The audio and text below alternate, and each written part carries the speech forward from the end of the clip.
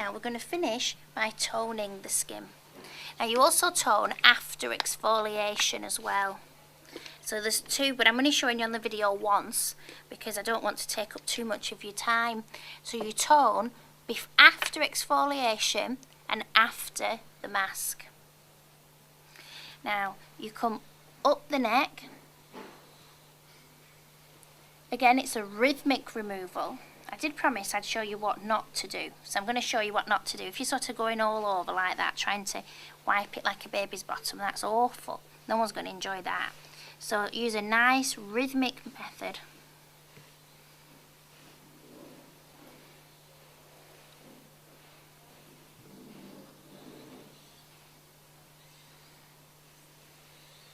And then slide circles on the chin, and then slide from chin out. I have in the salon a spray toner, so I actually ask my client to take a deep breath in, and then I ask her to breathe out. So what I'll do is I'll put together another little video for you which you can watch on specialised treatments. So things like boosters and eye gels, eye creams, spray toners. How do you use fruit acid peels? How do we use all them products and do that? But of course, when you do start working for a cosmetic house, you will receive training. So whatever product range you use, you will receive the relevant training for that.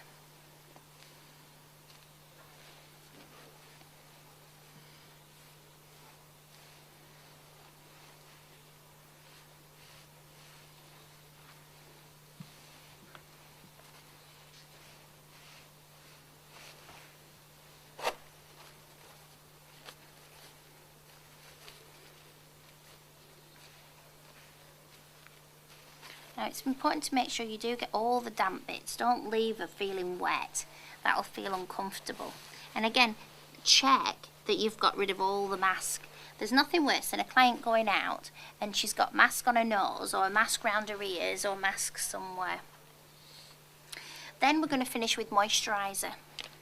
So we would apply eye gel, boosters. Boosters are like a serum that you put underneath. That'd be really good for Jill. That would be something I'd be recommending now because she's got quite a lot of dehydration. To use a booster for 6 weeks will just put her skin back into the correct balance, and then she can go on a maintenance program.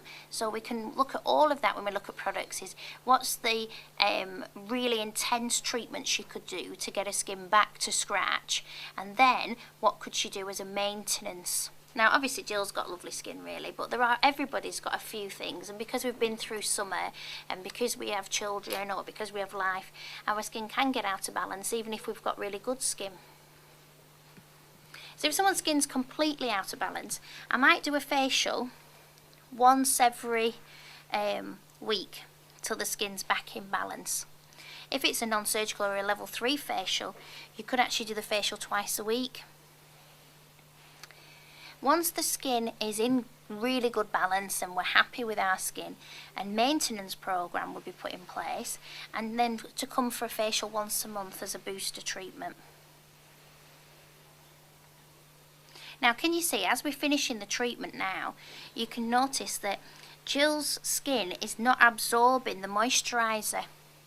So we've really hydrated. So for me, my objective from this facial, without going through it too much with you, was to really rehydrate the skin and get rid of any dead skin and to help her stress levels.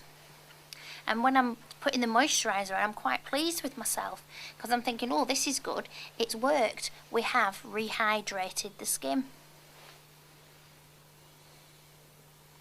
What I might decide to do on the next facial is unblock some of the pores, and I might use the steamer for that, or a different type of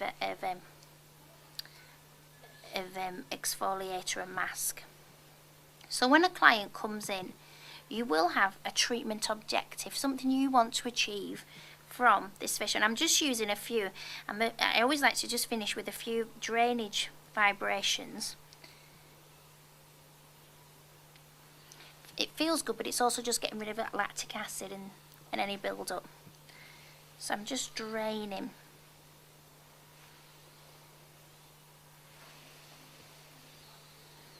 And then I always just finish with just doing a little bit of a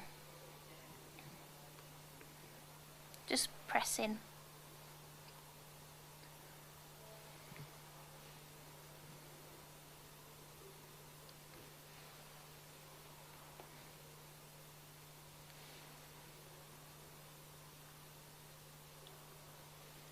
And then relax. Now, you could, within your moisturising system, as I've said, use boosters, eye gels, eye treatments, but that would be in the specialist treatments facial. You could then be looking at, well, what's my next facial objective? Yeah, I've rehydrated the skin now. I don't want to go in all making a beggar of it, so I'm going to recommend her to use the right products. I'm going to recommend her to do the right things. So in a minute, when she's all come to, I'm going to explain all that to her. And then I'm going to say, well, in my next facial, what I'd like to do, so you're using the power of suggestion.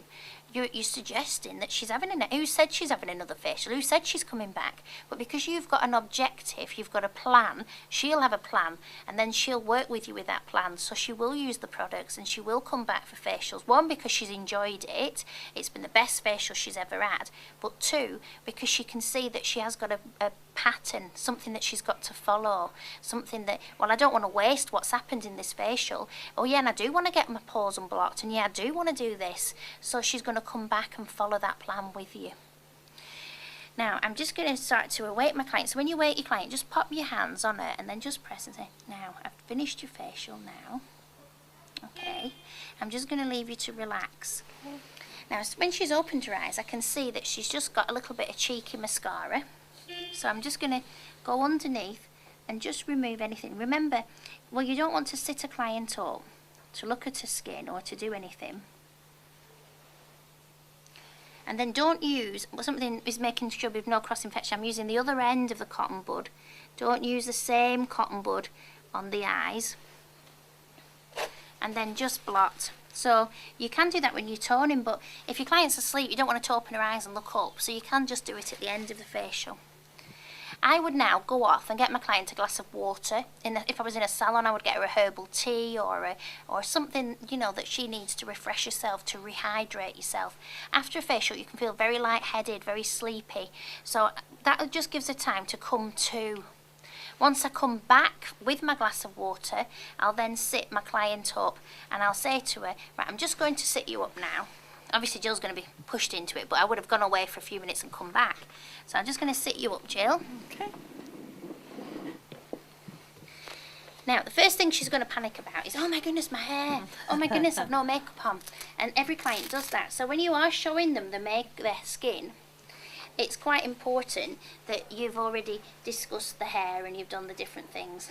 When you do a skin analysis, I like to show my client her skin in the skin analysis. So when we do the training, we will include that. So you have a mirror on your trolley and you're showing her the before and the after and getting her to feel her skin before and after. So that when she looks at her skin in a mirror now, she's not going to be traumatised and think, oh my goodness, I've no makeup on. She's seen herself with no makeup and a headband. She's felt the roughness before, the smoothness now. She's seen what I meant by the dehydration, and now she can see what I mean by the moisture.